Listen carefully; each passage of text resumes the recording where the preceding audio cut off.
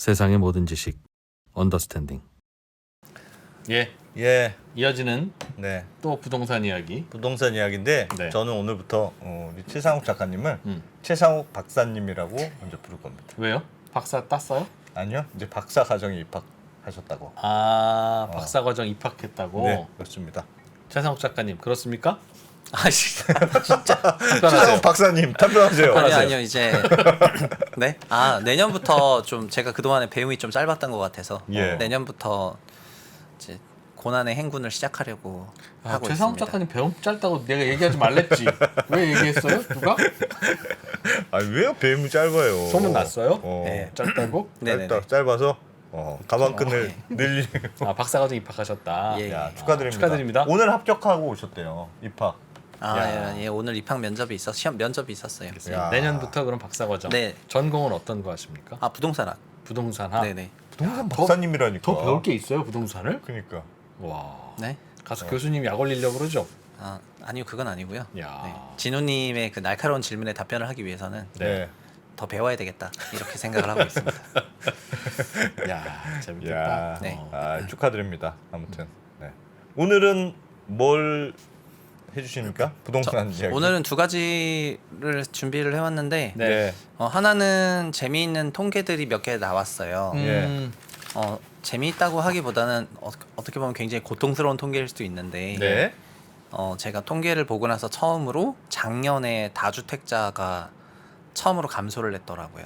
2015년부터 다주택 가구가 한국에서 계속 추가적인 주택을 구입을 해왔는데 예. 작년에 처음으로 상당한 감소를 했기 때문에 이게 굉장히 시사점이 조금 있는 것 같고 그거를 포함해서 몇 가지 좀 굉장히 흥미로운 통계가 조금 있는 것 같고요. 예. 그리고 저희가 지난번에 시간이 좀 부족해서 55분에 그 수요 공급 얘기하면서 그래가지고 그 수요 공급 부분에 대해서 예. 좀 개념 정리 차원에서 그 얘기하려고 왔습니다. 알겠습니다. 네. 하나씩 네. 해보죠. 할까요? 네. 네. 네. 그러면 화면 좀 띄워주시면 제가 네. 잠깐만 얘기하고 그다음 질문 받겠습니다. 예. 그 저희가 주택 가격을 얘기할 때 주택 가격은 누구나 말씀하시는 수요하고 공급 네. 그리고 대출이나 전세 같은 유동성 네. 그리고 우리나라 경기라는 세 가지 거시적인 변수에 영향을 받거든요. 네. 그러니까 여기서 이제 수요 공급 얘기를 많이 하고 작년 재작년 같은 경우에는 제로화 금리 유동성이 굉장히 많았던 기간이다 보니까 네. 코로나 구간에는 소위 유동성 장이었다 이렇게 얘기를 많이 하시는데 그 전에 2014년부터 19년까지의 강세장에서는 상승 요인이 뭐냐 그러면 공급 부족이라는 얘기한단 말이에요. 네. 예. 그잖아요. 예. 저도 14년 9.1 부동산 대책이 택지를 없앴기 때문에 장기적인 공급 부족이 될 거라고 생각해서 공급 부족을 얘기를 했는데 그러면서 결국 공급 부족이라는 거는 그런데 요즘엔 이 공급 부족이라는 말이 없어졌지 않습니까? 네. 요새는 네. 굉장히 없어져서 네. 제가 지난 시간 55분에 지금은 공급이 많은 거랑 똑같은 얘기다, 똑같은 상황이다 이렇게 얘기하니까 이제 그게 뭔 소리냐 이렇게 얘기하셔가지고 네. 왜냐면은 그래서 제가 수요 공급에 대한 얘기를 조금 드리려고 하는 거고요. 네. 이 첫 번째 저희가 오해하는 거는 소요라는 개념이랑 선호 그리고 수요 이 세 가지를 오해하고 있다고 생각을 하고 있습니다. 예. 소요는 뭐냐면은 그냥 저희가 집이 필요하다 이게 네. 소요입니다. 예. 아니면 길에서 자야 돼. 네 맞아요. 음. 그래서 이 사람이 돈이 있든 없든 그게 중요한 게 아니에요. 인구 가구와 도시 성장, 도시 개발 과정에 걸쳐서 여기에 집이 얼마 필요해야 되겠다, 예. 있어야 되겠다 이런 게 소요고요. 예. 선호는 이런 거예요. 저희가 좋아하는 거, 대형평 주택, 뭐. 역세권 신축 대단지, 그렇죠. 입지가 좋은 아파트 이런 게 선호거든요. 네. 좋은 아파트에 살고 싶어. 네, 그런 그렇죠. 거죠. 예. 그냥 난 집이 필요해 이게 아니라 좀 큰 집 필요해. 역세권 신축 대단지가 필요해. 아니면 뭐 서울을 좋아하시는 분 서울에 살고 싶어. 이런 게 선호예요. 예. 그래서 근데 이 소유하고 선호까지는 구매력의 개념이 없어요. 돈이 있든 없든 이게 의미는 없고요. 요 수요 부분에 가면은 이 선호를 위해서 돈이 있는 상태를 말해요. 수요는. 네. 수요는 네. 돈이 있거나 대출을 네. 잘해주거나 그래야 수요가 생긴다는 거죠. 요 결국은. 디맨지라는 그냥 정의 자체가 그 선호를 위해서 구매력이 있는 상태인 그렇지. 거예요. 선호만 있는 거는 저희가 가격에 반영이 안 된다. 저희 전 시간에도 자동차 얘기했는데 신형 그랜저가 나왔지 않습니까? 예. 아 차가 필요하다. 근데 나는 좀 큰 차를 원하고 새 차를 원했는데 시형 그랜저가 나왔어요. 네. 내가 돈이 있다면 전 수요자고 어. 내가 돈이 없는 상황이라면 그냥 선호자예요. 네. 네. 네. 멋지네. 하고 네? 만다. 아, 멋지다. 어. 네. 야 최고다. 네. 근데 이 선호는 약간 인간의 어떤 그런 사회적이고 보편적인 그런 공통적인 거여가지고 네. 그래서 막 저희 다 뭐 강남 살고 싶고 서울 살고 싶고 좋은 집 살고 싶고 막 입지 좋은 좁은 집 이런 선호는 전반적으로 있고 누구나 있죠. 예. 뭐 코로나 때 잠깐 좀 바뀌었었던 것 같고 도심보다는 외곽 선호 이런 식으로 그때는 선호라는 용어를 써서 그렇게 선호가 바뀔 수도 있다는 거를 얘기를 많이 했었는데 중요한 거는 그런 바뀌는 선호나 그런 좋아하는 선호에 사람들이 쓸 돈이 있느냐 이게 수요의 근간 어원의 근간이라는 알겠어요. 거잖아요. 예. 그 차이가 그래서 있다. 그래서 여기 제가 적어놨는데 인구 가구 수가 늘고 있는데도 불구하고 그러면 소유량이 늘어나는데요. 구매력이 없다면은 임대 공급을 하면 돼요. 예. 네, 구매력이 없기 때문이죠. 음. 그리고 인구 가구 수 증가가 없지만 선호를 위해서 저희가 돈을 잘 벌고 있다면은 그때는 시장이 선호하는 주택을 공급을 해줘야지 돼요. 네. 그러니까는 근데 일각에서는 인구 가구 수가 증가하니까 주택 공급이 필요하다 이렇게 얘기를 한단 말이죠. 그거는 그러니까는 요 구매력 개념을 넘어가 가지고 소요하고 수요를 구분하지 못하고 그냥 혼용해서 쓰는 거라고 생각을 하고 있습니다. 그래서 저희가 이 구매력에 대한 개념이 들어가면은 자연스럽게 지금 주택 가격이 올라갔다는 그런 부분은 저희가 선호하는 그런 대상을 위해서 저희가 돈을 빌려서 돈을 어떻게 마련해 가지고 그거를 그게 저희의 수요가 되는 건데 네. 이미 너무 비싸져 버렸다면은 수요로 전환이 안 된다. 네. 그러니까 공급이 너무 많아버린 상황이 되는 거죠. 이거는 수요 공급 곡선에서 그냥 가격 곡선이 위로 올라가면 공급이 어마어마하게 늘어나는 거랑 비슷하다 생각하시면 될 것 같습니다. 수요가 위축됐다고 볼 수 있겠네요. 네, 갑자기. 특히 그거를 그래서 구매력이라는 거는 결국 현금 흐름이고 이 현금 흐름이라는 거는 저희가 근로 등을 통해서 벌어들이는 종합소득 그리고 은행을 통한 대출 혹은 전세가율 예. 그리고 이것뿐만 있는 게 아니라 마지막으로 종전 자산의 처분도 여기에 현금 흐름이 있거든요. 예. 요 세 가지가 우리 현금 흐름의 원천이고 그래서 작년을 생각해 보면요. 2021년을 생각해 보면은 저희는 꾸준히 일했으니까 소득도 완만하게 상승을 했고요. 네. 작년 같은 경우에는 대출이 역대급 성장을 했습니다. 130조 원 넘는 대출 증가가 있었기 때문에 엄청난 상승을 했고 예. 그리고 임대차법 개정이랑 맞물리면서 전세가율도 올라갔기 때문에 전세가율도 올라가는 지역이 발생을 하면서 상당한 구매력 확대가 있었고요. 예. 또 자산시장 전체로 주식도 오르고 뭐 암호화폐 오르고 부동산 오르고 전부 오르니까 처분했다 하면은 엄청난 돈이 생겨가지고 그래서 2021년에 그 서울시 전수조사를 14만 건에 대한 그 이제 자금조달 계획서를 전수조사를 한번 했잖아요. 예. 전수조사하고 나서 결론이 뭐였냐면은 사람들이 집 살 때 30%는 종전사산 처분이더라. 예. 이렇게 얘기한 거지 않습니까? 그래서 요거가 굉장히 폭발을 했고 그러니까 구매력이 폭발하니까 저희는 어디다 돈을 쓰냐면 저희가 선호하는 대상에 돈을 쓰는데 저희가 선호하는 대상은 소형 주택이 아니라 큰 집, 좋은 집, 역세권, 뭐 신축 주택 이런 소위 똘똘한 채 시장이 2020년, 21년 두 개 연도에 굉장히 강화가 된 맥락이 여기에 있는 것 같고요. 네. 근데 지금은 뭐냐면은 예. 지금 아시겠지만 대출이 늘지 않고 있죠. 예. 지금 10월 말 기준으로 우리나라 가계 대출이 마이너스 2.5조 원인데 통계 작성 이래 처음입니다. 그러니까 작년에 동일 기간 작년에 100조 원이었고 재작년에 80조 원 대출이 증가를 했었는데 예. 올해는 마이너스 2.1조라는 겁니다. 그러니까는- 대출이. 네, 예. 대출이요. 은행을 통한 대출과 비은행권 대출을 합산해 가지고 돈을 안 빌리고 있어요.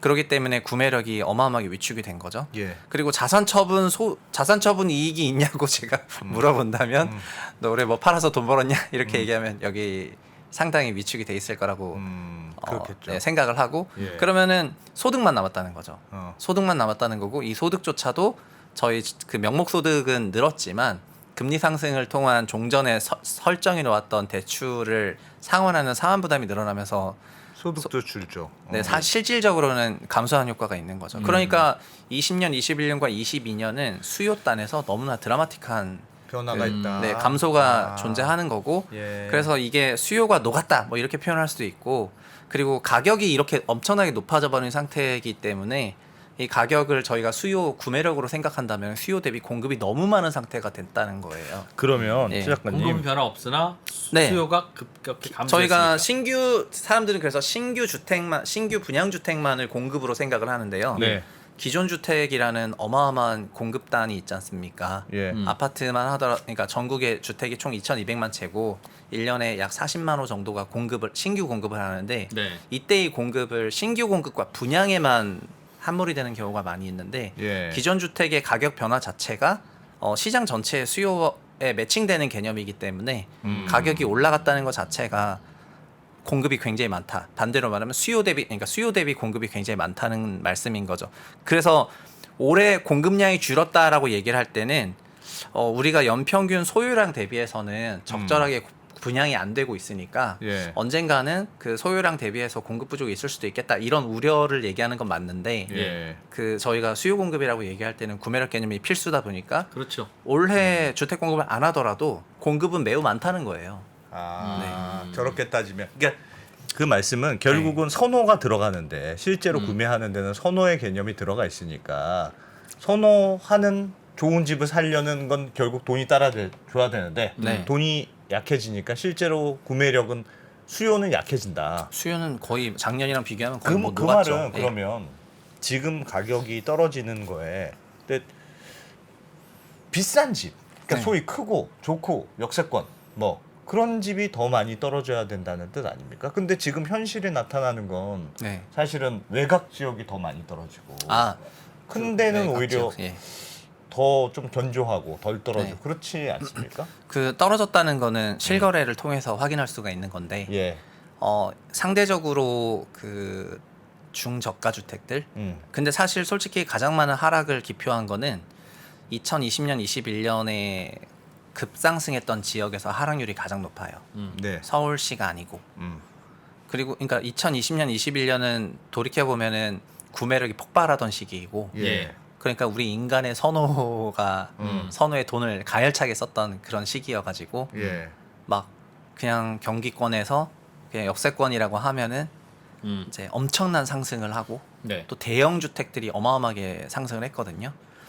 근데 그런 것들이 지금 사실 하락폭이 크고 이제 그리고 말씀하신 저가 주택 거래가 나오는 거는 지금은 구매력이 많이 위축이 됐기 때문에 그런 주택들은 거래를 하는 거고요. 작년에 소위 서울 대형평 이런 주택들은 지금 거의 거래가 없어요. 네. 그렇기 때문에 살려는 사람도 하락을 없다. 기표하기가 어려워요. 실거래가 없어가지고. 그치만 매수자가 없다고 보는 게 맞겠죠. 야. 네. 그런 상황이다 오히려. 결국은 무슨 말인지 알겠습니다. 수요와 공급이 이렇게 있다가 예. 한동안에는 수요가 많아졌어요. 예. 그러면 이제 당연히 가격이 많이 오르겠죠. 예. 이런 네. 상황이었는데 네. 금리가 오르니까 자금 조달이 어려워지고 같은 뭐 소득에서는 대출 받을 금액도 줄어드니까 이렇게 이제 수요가 줄어들고 그러다 보니 다시 집값이 떨어진다는 아주 베이직 프린시플을 한 이야기인데 네. 이제 걱정은 걱정이라고 하는 건 이제 집값이 또 오를까봐 하는 걱정은 네. 그냥 공급이 많이 물리적인 공급이 많이 늘어났으면 이 녀석이 어느 날 늘어나더라도 이 물리적인 공급으로 가격을 누를 수 있잖아요. 근데 요즘에 집값 하락이라는 게 예전에 노태우 정부 시절에 200만 원 주택 건설 같은 그런 것처럼 필요한 주택을 왕창 공급할게 라고 해서 내려간 거라면 이건 한참 내려가겠죠. 금리가 어떻게 되든 한참 내려갈 텐데 문제는 그 공급은 멈춰 있는 상태에서 금리 인상으로 인한 수요 감소가 요즘 이런 가격 변화를 나타낸다면 혹시라도 금리가 또 내려가는 일이 벌어지면 그것도 어떡하나? 그 질문에서 걱정이에요. 그러니까 지금 네. 그 가격 개념이 빠져서 말씀을 하신 거예요. 예. 가격이 이미 높아졌다면 제가 그때도 똑같은 말을 했는데 가격이 높다는 것 자체가 상당한 과공급을 의미하는 거예요. 저희 선호는 이렇게 분포가 돼 있을 거지 않습니까? 예. 선호에 해당하는 저희가 제가 생각하는 집을 의한 가능한 가격이라는 게 존재한데 네. 대부분의 주택 그룹이 거래 한두 번에 다 가격이 높아져 버렸잖아요. 예. 그러면은 저는 제가 낼 수 있는 돈 대비해서 너무나 많은 주택들이 여기 있는 거나 마찬가지가 되게 되는 거예요. 예. 그래서 그때도 오히려 저가 주택이 공급이 부족해지는 현상이 발생을 하고 고가 주택은 과공급되는 현상이 발생을 하게 되기 때문에 비싸다는 것 자체가 비싸다는 것 자체가 수요를 위축시킬 거니까 비싸다는 것 자체가 공급이 많다는 겁니다. 비싸다는 그 말 자체가 상대적으로 상대적으로 많다는 거죠. 예. 그렇기 때문에 즉 수요가 위축됐다는 네, 말과 그래서 동일하죠. 금리를 낮췄다는 금리는 수요가 위축이 된 건데 네. 예. 가격이 높다는 것만으로 금리가 낮아도 이미 공급이 많다는 거예요. 그런데 네. 금리가 작년 수준 뭐 초기에 낮았던 수준으로 혹시 돌아가면 네. 그 당시에는 서울 뭐 강남권 국평을 30억에 지르고 그런 수요가 있었잖아요. 아 그렇죠. 돈이 많으니까. 네, 그때는 그럼 구매력이 이자가 넘치니까. 낮으니까. 네, 맞아요. 그러니까 만약에 그래서 현재 상황은 아마 두 가지 경로로 갈 거예요. 뭐냐면 가격에 상당한 조정이 나오면서 가격의 조정이 나온다는 것 자체가 공급이 쇼티지로 점점 전환한다는 거예요. 가격이 내려간다는 것 자체가. 예. 네. 우리는 저희가 소위 째려보는 선호하는 주택들이 가격이 내려가게 된다면은 저희의 구매력은 어느 정도 유지가 되고 있는데 예. 이제 지불 가능한 구간 안에 들어가게 되면 살 거 아닙니까? 예. 아까 제가 그랜저 얘기를 들었는데 이번에 신형 그랜저가 갑자기 발표되고 다 예뻐 선호하니까 엄청나게 예쁜데 가격을 들었는데 1억이래요. 예. 그러면은 그 가격에는 살 생각이 없어요. 음. 근데 이게 쭈루룩 내려가더니 그러니까 1억에는 수요가 없어서 그냥 쭈루룩 내려갔는데 네. 차량 대수는 똑같이 10만 대인데요. 예. 근데 10만 대 1억이니까 없다가 10만 대인데 갑자기 이게 5천만 원대로 내려가니까 그 가격대는 사볼 만한 것 같은데라고 구매력이 그 정도 구간에 있는 구매력이 사기 시작하면 거래가 될 거지 않습니까? 예. 그래서 가격이 낮아지는 그 과정 자체가 발생하게 된다면 자연스럽게 수요가 늘어나는. 네 수요도 늘어나지만 공급도 감소하지는 그러니까 수요 공급 곡선이 양쪽으로 줄어드는 이 현상이 발생하는 거고요. 그리고 하나가 더 있는데 만약에 가격이 유지가 된다. 예. 2008년에서 2012, 13년 같이 명목 가격이 유지가 될 수도 있어요. 예. 그 명목 가격이 유지가 되면은 저희는 그런 걸 주식에서는 기간 조정이라고 하는데 예. 기간 조정이 발생을 하면은 기저에는 뭐가 변하고 있냐면은 기저에는 저희 소득이 연간으로 서서히 올라오잖아요. 예. 소득 증가율이라는 게 소득 3, 4, 5분위 기준으로 조금 이제 하이 싱글 퍼센티지가 올라오니까 그게 꾸준히 잔잔하게 올라오다 보면은 한 5, 6년 지나면은 이제 꽤 올라와요. 꽤 올라오게 돼가지고 아, 네, 그때 그 구매력이 발생을 하게 되고 자연스럽게 만나게 될 거예요. 그러니까는 꽤 긴 기간에 기간 조정이 있거나 예. 아니면 상당한 규모의 가격 조정이 있을 가능성이 높다고 생각하고 현실은 그 어디에서가 만나겠지만 그렇죠. 예. 지금 전개되는 패턴은 가격 조정이 나오는 것으로 그 상황이 돌아가고 있다고 저는 보고 있습니다. 그럼 거기서 정부의 정책은 어디에 들어갑니까? 아까 전에 그 매트릭스에서 네. 정부의 정책도 부동산에 매우 영향을 미치잖아요. 네, 그래서 정부 정책이 지금 그것도 두 가지 경로로 나오고 있는데 예. 원래는 그 정부라고 할 때에 기재부하고 국토부 두 개 부서를 다 말을 해야 될 것 같습니다.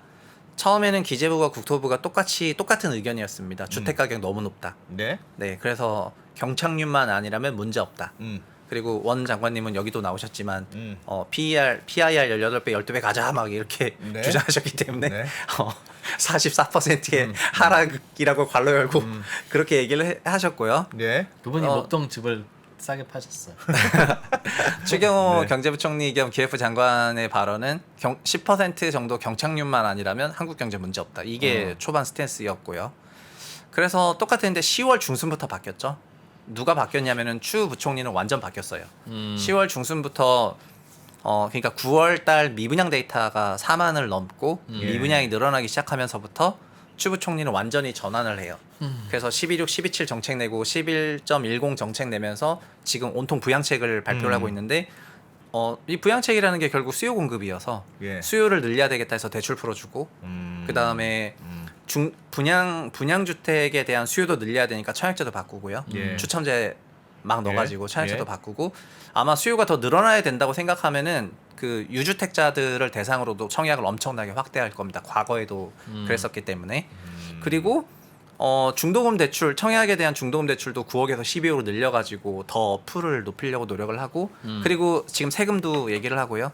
그다음에 그러니까 주택의 수요를 높이기 위해서 이 대출이나 그러니까 기재부 차원에서 할 수 있는 예. 그런 정책들을 추 부총리가 지금 추진을 하고 있고요. 근데 원희룡 장관의 국토부는 여기서 그러면은 공급을 위축시키는 가격을 내가 진짜 부양하려면은 예. 공급을 위축시켜야 되지 않습니까? 근데 현재 윤석열 정부의 부동산 공급 정책은 8월 16일 날에 나왔던 270만 원 공급 정책에서 변화가 없잖아요. 예.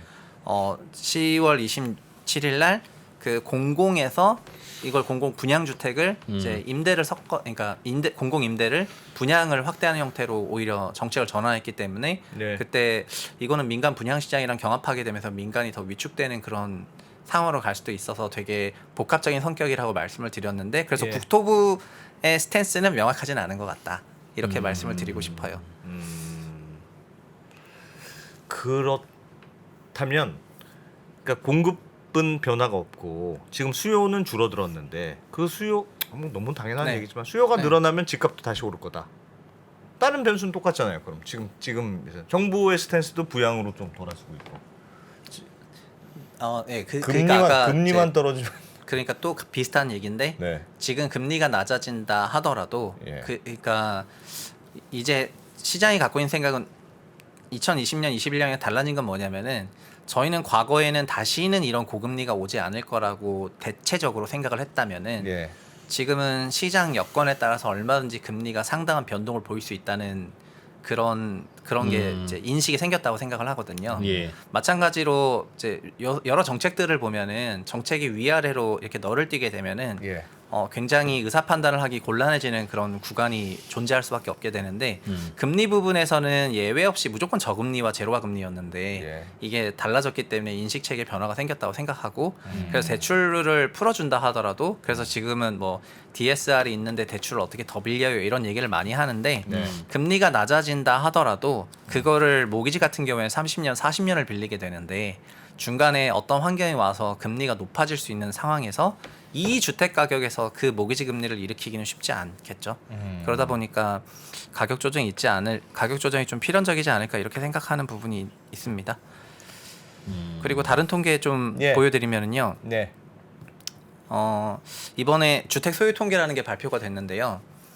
그 주택 소유 통계를 보면은 제가 2015년부터 요 그림을 처음 그려가지고 갖고 왔는데 2019년부터 처음으로 이 통계를 발표를 해주더라고요. 이게 화면을 보시면은 이게 무주택 가구, 1주택 가구, 2주택 가구, 3주택 이상 가구 예. 이렇게 쪼개준 거거든요. 예. 제가 거의 매년 봤는데 이렇게 나눠진 게 2015년이니까 이게 의미가 있다 생각해서 매년 기록을 하고 있습니다. 발표될 예. 때마다.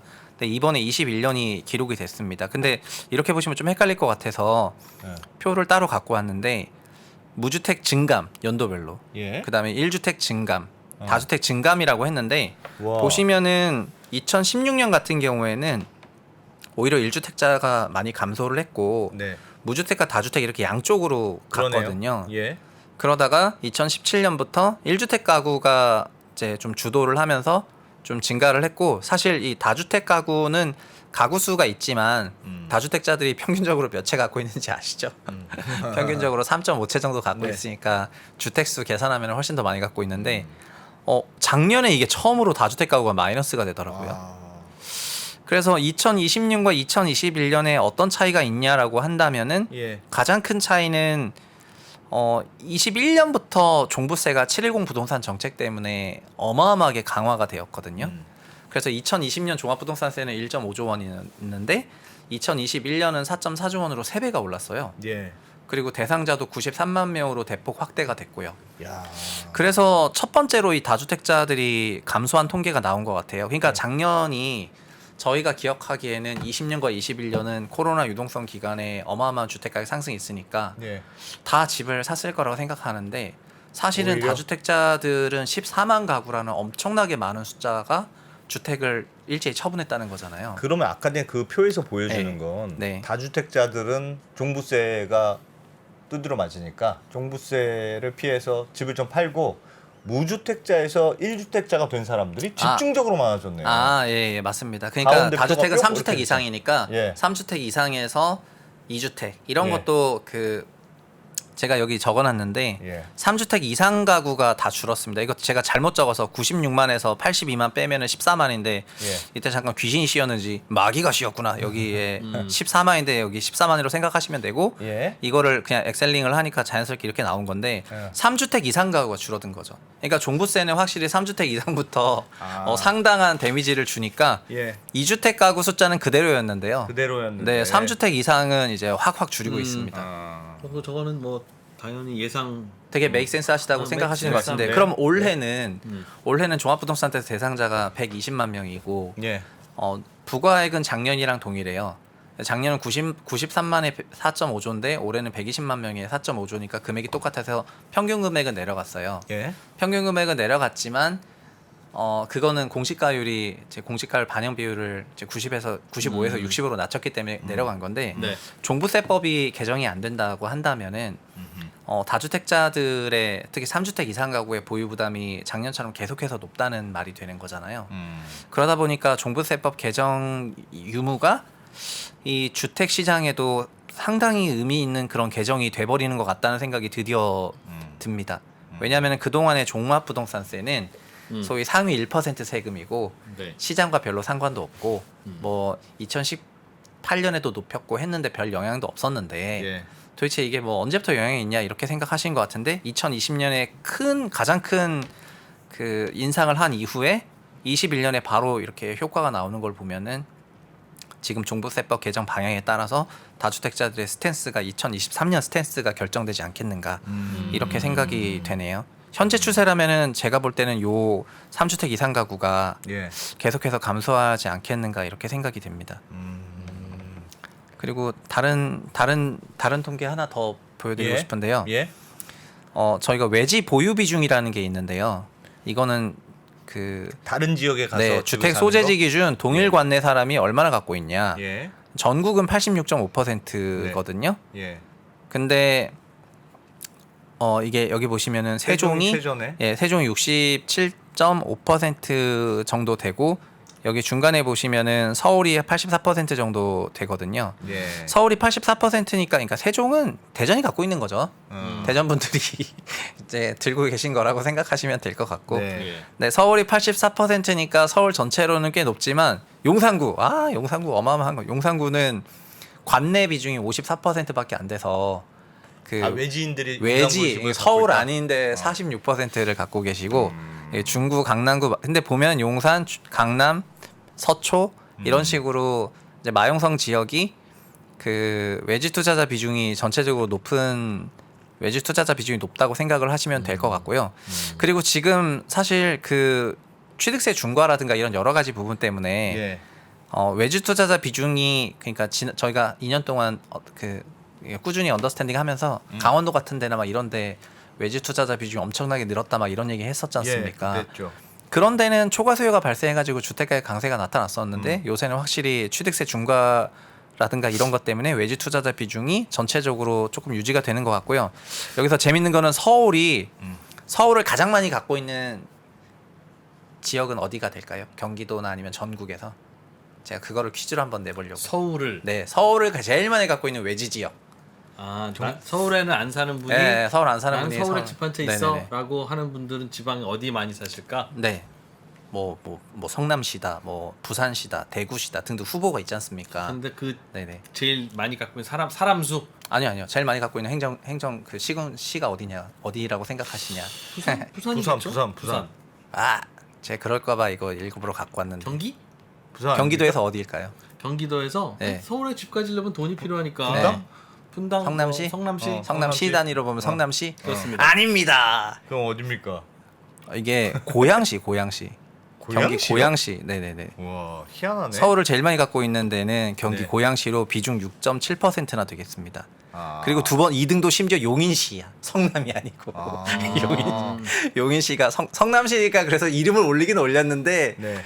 성남시는 3등으로 올렸고 성남 아. 앞에 용인 고양시가 있다. 그래서 제가 오늘 다시는 고향을 무시하지 말라는 그런 말을 한번 외치고 싶어서. 저기는 서울에 사시다가 서울 집 팔지 않고 고향으로 가서 그냥 거기서 전세로 거주하시는 사시거나 약간 아, 나이 많으신 분들이 꽤 왜? 있다는 뜻이네요. 그런 왜 갑자기 막 드라마를 실버타운. 쓰시는 그 스토리를 그런 거 같은데요. 나 왜 갑자기 막 스토리를 그러면, 쓰세요? 아니. 고향은 뭐 왜 그러세요? 궁금한 게 있습니다. 네. 그럼 그리고 투기꾼들이 경기도 여기 경기도 이 통계 되게 중요한데요. 네. 자 경기도를 제일 많이 갖고 있는 시군구는 서울 송파구.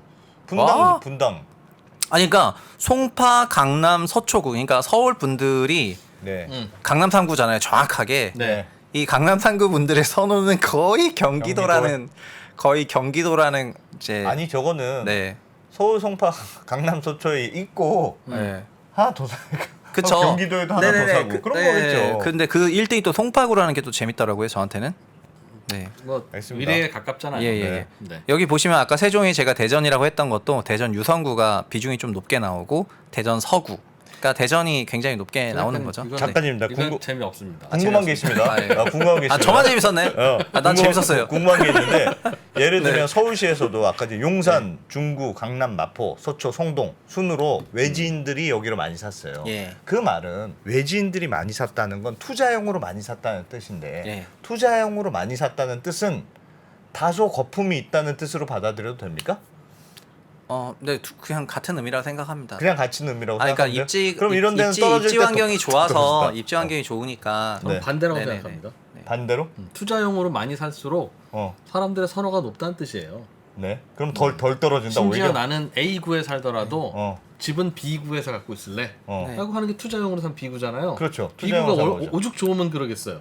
사람들 마음속에 다 B구를 가 마음이 근데 있는 사람들이 거라면 마음속으로 다 B구가 얼마나 안전한 곳입니까? 마치 주식시장의 테마주처럼 음. 사람들이 뭐뭐가 좋아 뭐 그러면 몰리잖아요. 예. 몰리면 가격이 높게 형성될 거 아니겠습니까? 그러니까 살 수요를 기반한 투자가 아니고 그야말로 그냥 난 저게 괜찮을 것 같아, 오를 것 같아 하고 투자하면 집은 한 번 사면 그냥 한 번 사면 3년 4년은 갖고 있어야 되는데 네. 잡주를 한 번 사서 3, 4년 동안 팔지 못한다면 있는 돈으로 잡주를 살 수 있겠어요? 네. 근데 그거에 너무 의미 부여하실 필요 없다 생각합니다. 네. 네. 어차피 그냥 서로 의미 부여. 이거나 마지막으로 보여드리고 싶은데요. 네.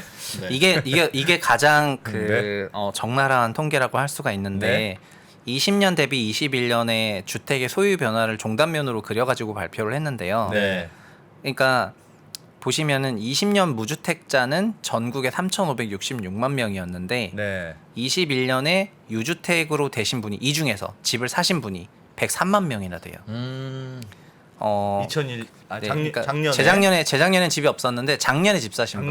작년에 집을 사서 작년에 집을 사서 이게 사상 최대입니다. 참고로 104만 건은 사상 최대이고요. 1년간 늘어난 유주택자 수로는 네. 그리고 재작년에는 집이 있었는데 1,399만 명이 들어갔는데 작년에 이거 고점인가 보다 하고 파신 분. 예. 이분은 55만 명 정도 되세요. 그래서 이 55만 명이 유주택자분의 3.9% 정도 되는데 상계 이제 퉁치게 되면은 약 50만 가구가 이제 집을 샀다. 네네네 그렇게 되면서 숫자가 변하게 된 건데요. 근데 이 금액이 이 103만 건이 예. 평균 6억 원으로 거래를 했기 때문에 거래 금액이 600조 원이더라고요. 예. 이 거래 금액이 이게 600조 원이고, 그러니까 무주택인데 1주택이 냈는데 거래 금액이 600조 원이고 그 600조 원은 현금을 조달했다는 거잖아요. 자기 자본이랑 대출로. 예. 그죠? 대출로. 자기 자본하고 대출로 대출로. 조달을 했지 않습니까? 그 사람들이 지금 울고 있는 거 아닙니까? 예. 그 밤에 수가 잠 네 못 맞습니다. 잤다는 그 분들이 숫자가 전문가가 사상 아닙니까? 최고라는 거고 예. 지금 21년 말에서 가격 조정이 나오고 있는 지역들이 이제 있는데 요즘에 보면은 작년에 뭐 경기도권 지역을 34평 아파트 9억 주고 샀는데 요즘 5억 됐어요. 이런 기사들이 그러니까. 굉장히 많이 나오는데 그 자기 자본 50% 정도 되니까 사실상 거의 삼각됐거든요. 그래서 이런 게 제 가장 많이 몰렸던 게 2021년이었다. 이거를 드러내는 종단면도 표를 보고 보여드리려고 갖고 왔습니다. 와. 저건 무주택자가 유주택자가 된 숫자가 저렇게 많다는 건 무주택자에서 자산이 많은 분들 일부가 유주택자가 된다는 그동안의 경험칙을 생각하면 네. 집 살려는 분들은 꽤 많이 샀다. 오히려? 2021년에 작년에. 예. 네네. 그러니 추가 수요가 있으면 얼마나 있겠냐. 지금 이 급등기에 끝까지 집 안 사고 버틴 그러나 집 살 여력이 진짜. 있는 무주택자가 도대체 몇 명이나 남아 있겠냐 음. 하는 의문이네. 그거는 꽤 합리적으로 들립니다. 네, 맞아요. 결국에는 집을 산다는 건 엄청난 구매력을 동원해야 되는데, 네. 네. 집, 그러니까 그렇죠. 작년이 한번 거의 그런 구매력 동원의 거의 클라이막스가 아니었을까요? 예. 네. 저도 그래서 앞으로는 무주택자가 유주택자가 되면서 값을 올리는 그럴 가능성에는 좀 덜 걱정되는데 그건 이제 갈아타기를 굉장히 많이 할 거예요. 마포 사시는 분은 목동 아파트로 갈아타고 목동 사시는 분들은 뭐 강남으로 갈아타고 강남에 있는 분들은 평수 키우고 싶고 근데 이 수요는 항상 있거든요. 1주택 안에서라도. 근데 저는 예전에 2008년에 그 주식 투자를 굉장히 실패한 경험이 있어가지고 예. 그 30 초반에 특히 재작년의 특징은 뭐냐면 2030 세대의 주택 구입 비중이 사상 최대였거든요. 예. 그래서 2021년은 전국 그러니까 서울 전체로 42%였고 역대 최대였단 말이에요. 예. 그래서 가격 조정이 그 금액이 어마어마해가지고 제가 지금 아까 거래 금액 600조라고 한 거는 만약에 30% 조정을 받는다면 180조 원이 이제 사라지게 되는 건데 예. 그 180조 원은 전부 에쿼티잖아요. 예. 그러니까 대출이 한 60% 껴있다 그러면 아, 40%가 물론이죠. 자기 자본인데 에쿼티부터 30% 날아가니까. 에쿼티가 날아가니까 그러니까 그 금액이 너무 크더라고요. 금액이 너무 커가지고 그러니까 평가 금액이 내려가는 거랑 실 트랜잭션 그 코스트가 날아가는 거 완전 다른 말인데 네. 이 숫자를 보니까 이제 너무 좀 제 한 10년 전이 떠올라가지고 너무 슬퍼가지고 좀 뭐라 그럴까 힘을 내야 될 것 같습니다. 요즘 180조가 날아갔다고요?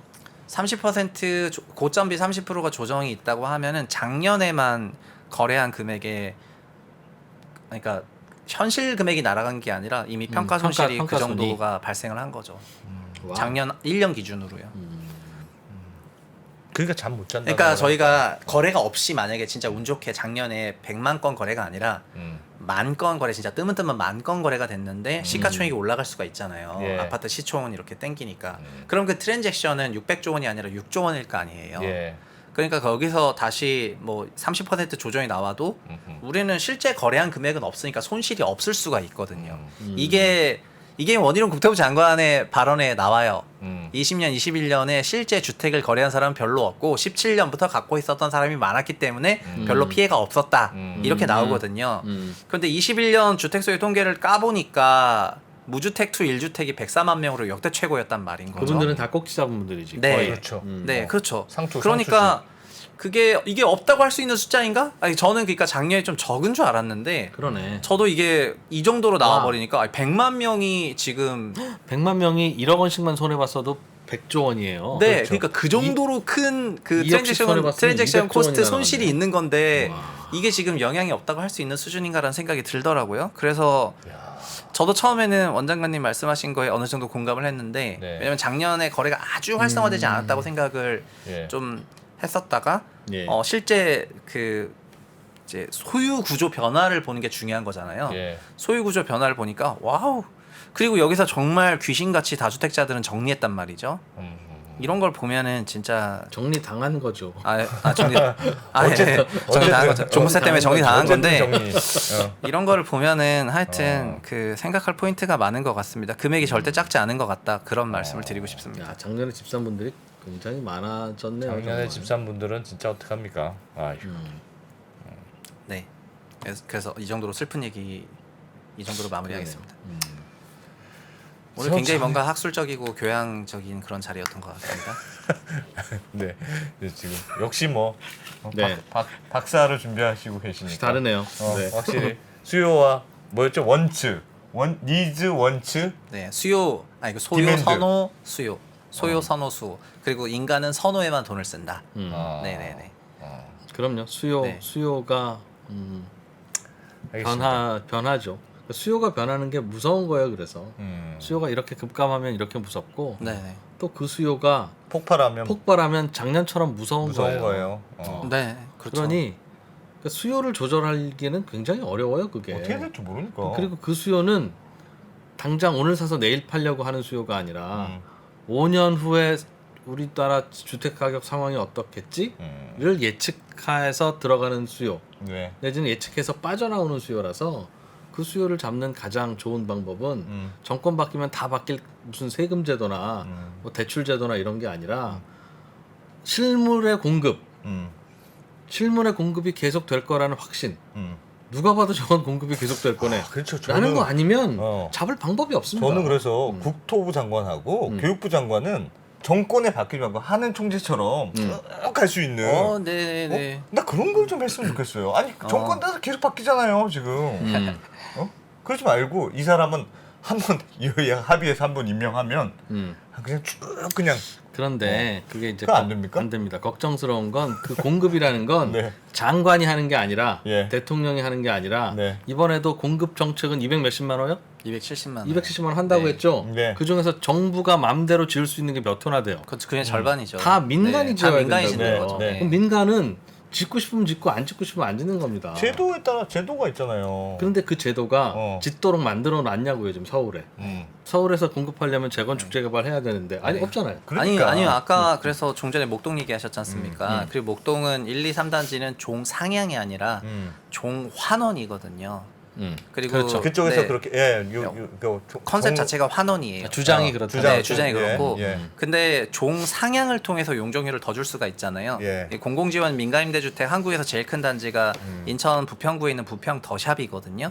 여기는 5,800세대 정도의 아파트 단지인데 이 중에 3,800세대가 리치로 떠져가지고 공공지원 민간임대로 그 용적률이 일반 주거 3종에서 준주거로 올라가면서 그러니까 공공이 등장하면서 뭐라고 하냐면은 종 올려줄게 이러면서 등장을 해요. 그래서 그렇죠. 네, 그러니까 저 일반 주거 3종인 아파트 단지 용적률 꽉 찼는데 어떻게 하나 이렇게 하는데 공공지원이 등장하면 올라가죠. 어떻게 하냐면은 두 배로 늘어나고. 너네 준주거 준다 이러면서 올라간 거 리치로 떠가지고 준공공 임대주택 지어라 아마 이런 식으로 구도심 정비 그래서 사업을 생각하는 것 같습니다. 그렇게 해야 된다. 네. 목동에 있는 현재 가구 수보다 좀 2배 늘어난다는 거 아니에요? 네, 네. 짓고 나면 네. 제발 그렇게 좀 해주십사. 자, 더 짓겠다는데 좀 짓게 해달라. 네. 그런 겁니다. 자, 자 네. 최상욱 작가님, 고맙습니다. 최상욱 박사님, 저는 박사님 박사. 고맙습니다. 후보자. 박사 후보님 고맙습니다. 네 감사합니다. 맞습니다. 네. 달라진 중국, 달라질 중국. 중국이 기침을 하면 한국은 독감에 걸린다. 최근 중국은 지난 10년보다 더 빠르게 변하고 있습니다. 이런 변화를 주도하고 있는 중국 정부. 그들의 계획을 우리는 얼마나 알고 있을까요? 중국의 정책을 제대로 이해하기 위해 만든 언더스탠딩 특강 시리즈 달라진 중국, 달라질 중국. 중국 전문가 이철 박사의 강연으로 만나보시죠.